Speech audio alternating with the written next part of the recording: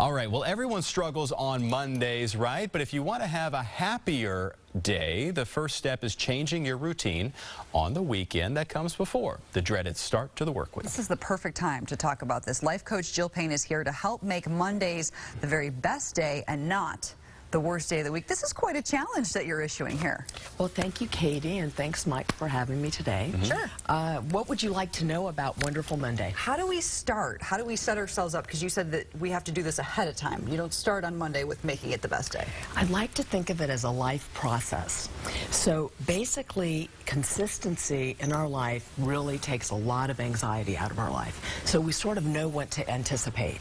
So that's one big thing. So what a lot of the experts in my field say that, you know how important sleep is, right? Don't we ever? Yeah. We're the morning people, right? So. And people, if you don't have enough sleep, which is supposed to be 7 to 8 hours, you can gain weight, you like a lot of carbs, and you get irritable, and your mindset is not the way you want it to be. It's in a more negative light, and your memory and your learning ability is not good. So what happens is there's something called social jet lag that happens, and so we have this week that our mindset is, oh, it's a grind, I don't want to go, and then, oh, you know, what is it? Thank God it's Friday. TGIF. There you go. Yep. So, you know, Thursday, Friday comes, and we're all excited because we have freedom. We can do what we want.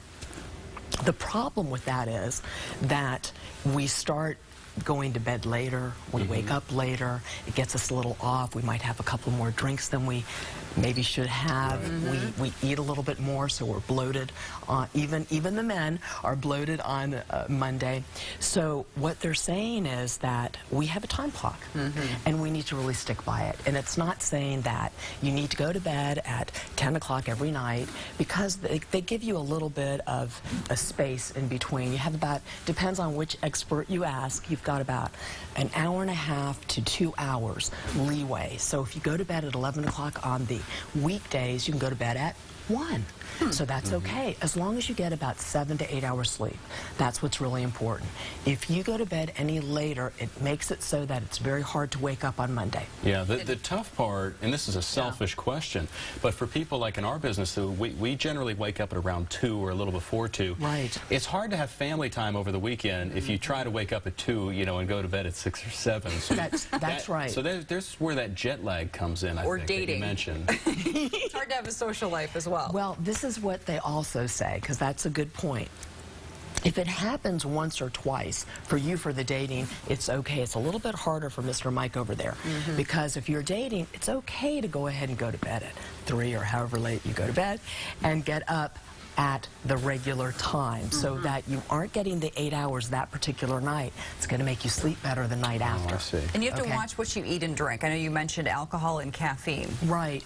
And so what the experts are saying that are in my field, they're telling you, see, when we feel deprived, if I told you you can't have any chocolate cake, what are you going to want? I'm going to want chocolate cake. Dadgummit, so am I want some now. Exactly. So what you do is you tell yourself during the week, it's okay to go out, maybe on a Wednesday or a Tuesday, and go out with your friends, have a drink, enjoy, go to a movie, have a date, and so that you're being consistent with your life, so you don't. Go ahead. No, I was going to say, finally, because before we run out of time, I want to ask you, you said people love Thursdays because they have Friday to look forward to, and they know that's the end of the week, right? Yes. And you can make Monday something to look forward to if you plan something called a Wednesday.